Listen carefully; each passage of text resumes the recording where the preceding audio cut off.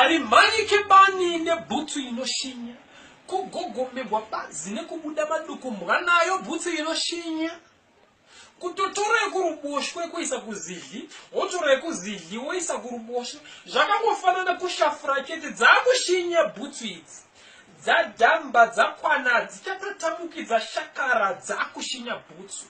Dzimwe dzenguva unozongodemba kuti pata iri nani pane iyoyi inoshinya butsu. Zvichida paya patomanikidzwa kurikalira mugedhe takapfeka dzinoshinya butsu.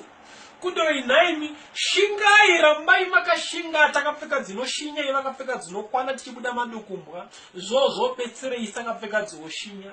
Kudoi naiwe chiuya zveunyorese wanewo mukana wekuchinja bhutsu utenge tsva iwe tsve haudi uchafa uchingoshinyiwa. Zigumwe remberi zvorera gogomara raomarara iwe tsve takarasima kuramba kuri kuro uchingodi iyo inoshinya uchafa uchingoshinyiwa. Zvo inoshinya inokugadzira inoshinya haifambiki nayo, inoshinya haimhanyiki nayo, inoshinya inokupisa mutsoka unoita sawakatsika rinonga ndumazimbe.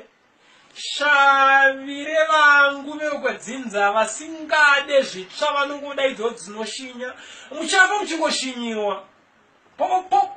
Poetita